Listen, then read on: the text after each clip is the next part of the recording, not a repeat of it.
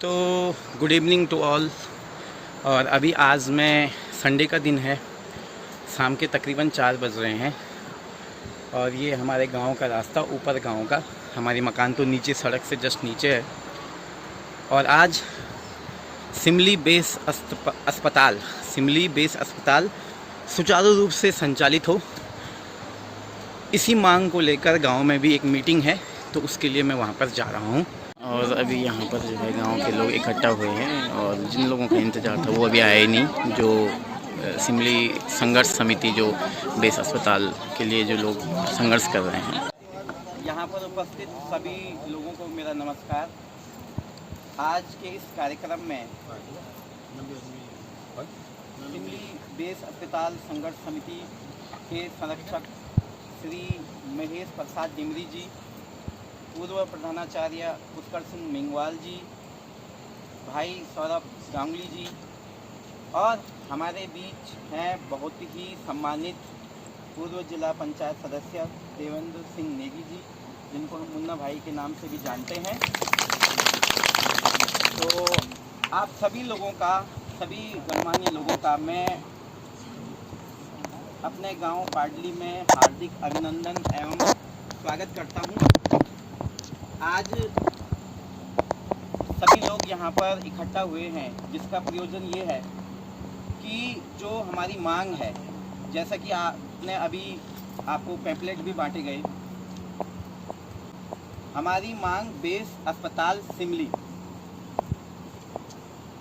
2012 में इस अस्पताल को स्वीकृति दी गई थी, लेकिन तब से किस तरीके से अस्पताल के नाम पर, किस तरीके से अस्पताल बना नहीं, अभी बन तो गया है लेकिन केवल नाम मात्र के लिए हॉस्पिटल बना हुआ है। जो हमारी मांग है बेस अस्पताल की, इसको बाद में महिला बेस कर दिया गया और अभी उप जिला चिकित्सालय कर दिया गया। तो स्वास्थ्य जो सुविधाएं हैं वो कितनी इम्पोर्टेंट है। जैसे हम बात करते हैं शिक्षा की, एजुकेशन की, कि बच्चों के लिए सही एजुकेशन होनी चाहिए, इसी तरीके से हेल्थ भी एक बहुत ही इम्पोर्टेंट फैक्टर होता है, सड़क एक बहुत इम्पोर्टेंट फैक्टर होती है।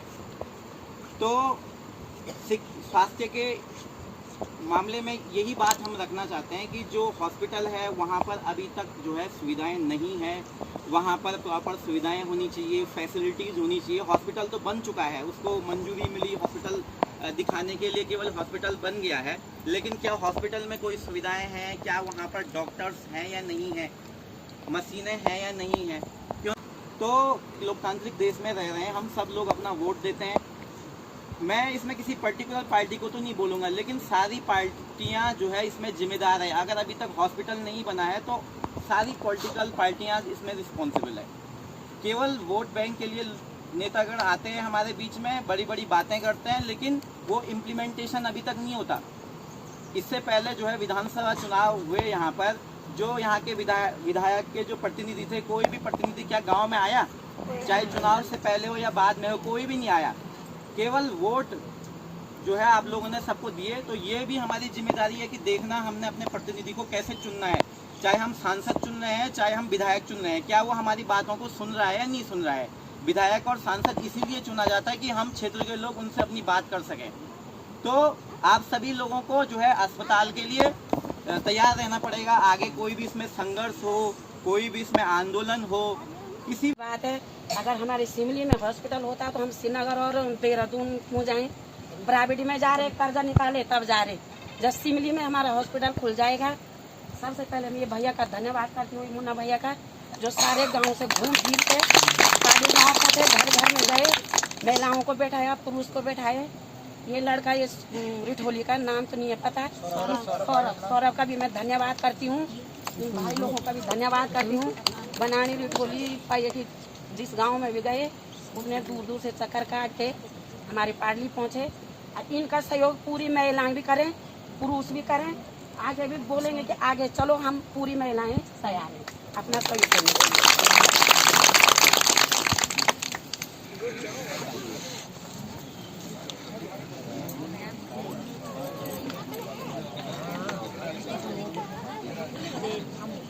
अच्छा, इसी क्रम में आगे बढ़ते हुए सबसे पहले सभी महिलाओं को जो है मातृशक्ति को धन्यवाद, जिन्होंने अपना कीमती समय दिया है, क्योंकि गाँव में महिलाओं का जो जीवन है वो किस तरीके से कष्ट भरा हुआ होता है, चैलेंजेस होते हैं, बहुत सारे काम करने पड़ते हैं, लेकिन आप लोग यहाँ पर आए तो इसके लिए सभी का धन्यवाद। आगे यहाँ पर जो है हमारे गांव की एक और महिला बहुत ही सम्मानित श्रीमती आशा देवी जी, वो भी जो है अपने विचार यहाँ पर रखना चाहती है इस मुद्दे पे, तो मैं आपसे निवेदन करूँगा कि आप आएं।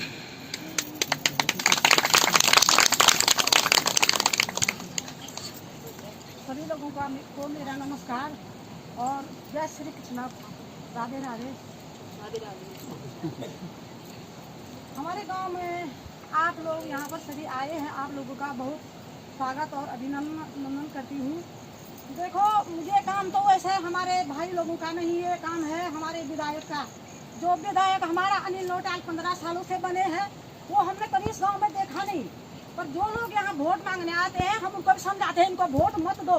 मैंने उनके साथ कई बार लड़ाई किया कि भाई जो जो विधायक है उनको यहाँ स्वयं आना चाहे, हम उनके पास अपनी बात रखें कि हमें ये प्रॉब्लम है, हमारे गांव में कितनी आपदा आई, कभी वो दिखे नहीं। पर ये सब हम लोगों की भूल है, जो हम ऐसे वैसे नेताओं को चुनते हैं, ये सब गलती हमारी है। हमें सवाल नहीं देखना, हमने किसी को खूबसूरत नहीं देखना, हमने उसकी खूबसूरती देखनी है ये जनता के हित में कैसे है। तो ये काम उनका था, जो ये अस्पताल बना है उतने सालों से, तो ये काम उनका था। पर जब वो नहीं करते हैं तो हम भी तुम्हारे साथ चलने को तैयार है। और हम भी चाहते हैं कि हमारे गांव में है ना, सबली पार्टी ऐसी तो है हमारे गांव में कि ये हॉस्पिटल खुले, क्योंकि हम गरीब लोग हैं, इतने पैसे लगाकर हम देहरादून और श्रीनगर नहीं जा सकते हैं, क्योंकि हमारा अगर आसपास हमारे हॉस्पिटल है, हमें उतनी दूर जाने की क्या जरूरत है। इसमें हम मिलजुल के सभी महिलाएं पुरुष रिठोली बनानी पाली सिमली कड़बरा की तो बात ही क्या करना, वहाँ का तो हॉस्पिटल वहाँ एक सर दर्द की गोली तक नहीं मिलती वहाँ। मैंने कई बार वहाँ लड़ाई की, मैं दवाई खरीदने गई तो मैंने उनसे लड़ाई की, मैंने फूड टेस्ट के लिए गई तो उसने बोला कि 2 खाने दो। मैंने बोला आपको तनख्वाह नहीं मिल रही, मैंने तुम्हारा ध्यान देना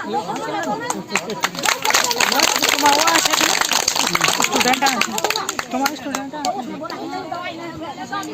मतलब कि तुम्हारा जो डांस हो डांस हो पार्टी हो सब अच्छे से तो उसे बोला क्या कर रहे हो, तुम ना उनसे यहाँ दवाई मिलती नहीं। चलो कोई बात नहीं, जब चाची जी आ जाए ना तब आ जाए तुम।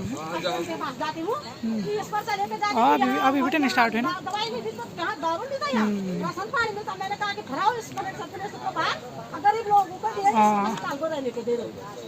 अच्छा तुम बाद में बोलो, ठीक है तो वो भी ऐसे कर देते हैं मेरे। हाँ हाँ दवाई होती नहीं और ऐसे देते हो मेरे लिए, ये आ गई। हाँ तो क्या कर लोगी बोल तुम ना, मैं बहुत कुछ कर सकती हूँ। और तब लोग ऐसा कहीं मतलब मैं ऐसा किसी को बुरा नहीं बोलती है, तब जाके हमें हॉस्पिटल का नाम याद आता है। उससे पहले किसी के साथ कुछ भी हो रहा है, बीमार है, चाहे वो सड़क पे लेटा है, हमें उसकी कोई परवाह नहीं रहती है।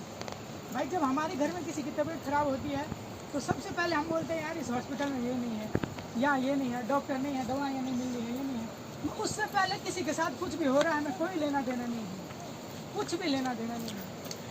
मान लो कुछ टाइम पहले मेरी तबीयत खराब हुई थी, तो उस दौरान यार ऐसा लगा था कि मतलब कि यार इस हॉस्पिटल में कुछ नहीं है, ये नहीं है, डॉक्टर नहीं है, कुछ नहीं है। और जो मुझसे पहले रहे होंगे लोग, और जो लोग अब अपना स्वास्थ्य खराब करके यहाँ आएंगे, जो जिनका स्वास्थ्य खराब होगा वो हॉस्पिटल में आएंगे, तो उनके साथ कितना बुरा होगा।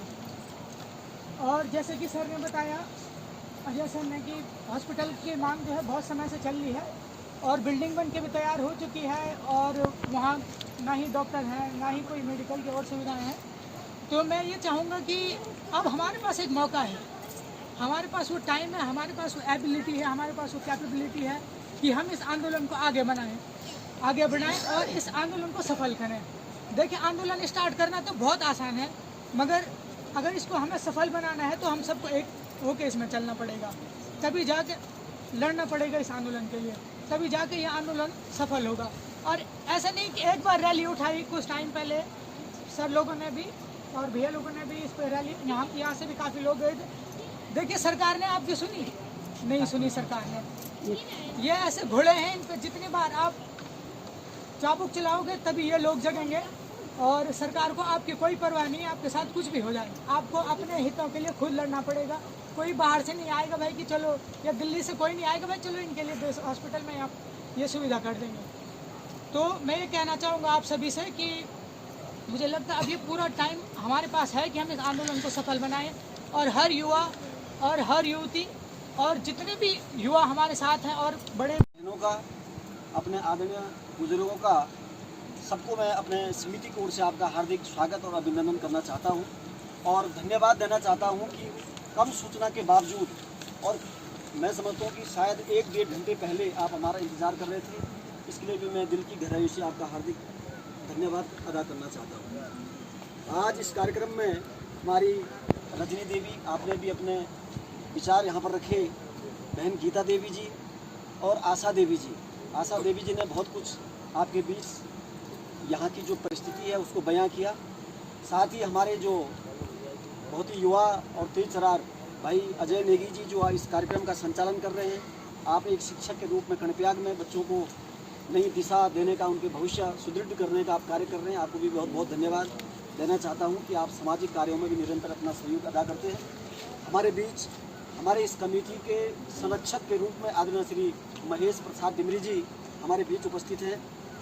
हमारे बीच में पूर्व प्रधानाचार्य आदरणीय श्री पुष्कर सिंह मेंगवाल जी हमारे बीच हैं, और भाई सौरभ जी का परिचय। हमारे बीच भाई संजय कंडारी जी जो निरंतर इस क्षेत्र के लिए, मैं समझता हूँ कि आपके गांव के लिए बड़े चिंतित रहते हैं, उस पर भी मैं बात करूँगा। भाई अजय नेगी जी, भाई उत्कृष्ट मनोज कुमार जी, भाई दिनेश जी और भाई सोन कुमार जी ने भी अपने विचार रखे, बहुत अच्छे विचार आपने रखे। और मैं सारे समस्त यहाँ पर जितने भी लोग बैठे हैं आप सभी को मैं धन्यवाद देना चाहता हूँ कि आपने अपना अमूल्य समय हमको सुनने के लिए यहाँ पर दिया है। इसके लिए मैं समिति की ओर से आपको बहुत बहुत धन्यवाद। मैं स्वास्थ्य को लेकर के आए, सभी ने अपने अपने विचार व्यक्त किए, लेकिन आज क्यों आवश्यकता इस बात की है कि हमको सबको बैठ करके एक रूपरेखा, एक रणनीति बनानी पड़ रही है।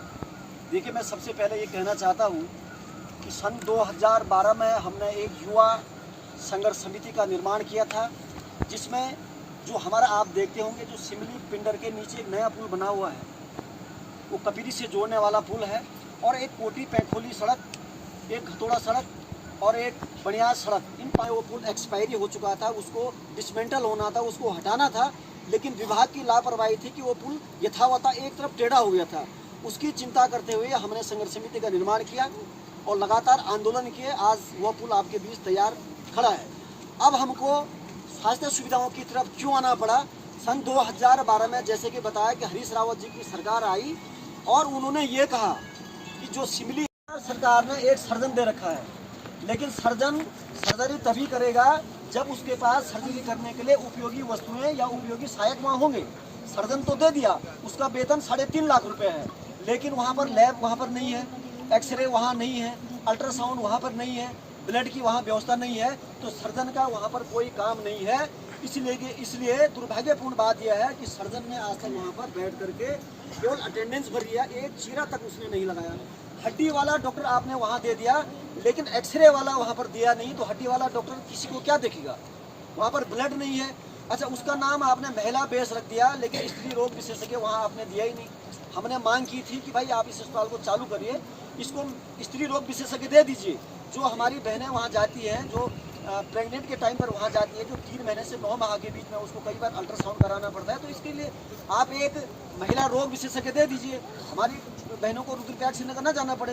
तो 2 साल के बोलने के बाद भी आज डबल ट्रिपल इंजन की सरकार हमारी आज एक स्त्री रोग विशेषज्ञ नहीं दे पाई। और चुनावों में सबसे पहले नारे लगते हैं मातृशक्ति जिंदाबाद, बेटी पढ़ाओ बेटी लिखाओ, लेकिन बेटी का। तो इसी के साथ आज की मीटिंग का समापन हो गया, जो थी सिमली बेस अस्पताल के संचालन के रूप में, और गांव की बहुत सारी महिलाएं आई थी, सभी लोग चले गए हैं। और ये यहाँ पे कुर्सियाँ वगैरह लाने की व्यवस्था की थी गांव के युवाओं ने, वो भी अब घर को ले जा रहे हैं। और इसी के साथ आज का प्रोग्राम ख़त्म, और मुझे आज सौभाग्य प्राप्त हुआ कि कार्यक्रम का संचालन करने का मौका मिला यहाँ पर, और एक अच्छा एक्सपीरियंस रहा। और आई होप कि आप लोगों को ये प्रेजेंटेशन पूरे गांव वालों को देखने को मिल रहा होगा मेरे यूट्यूब चैनल के माध्यम से कि क्या इसमें हमने मुद्दे पर बात की। बहुत बहुत धन्यवाद आप सभी का।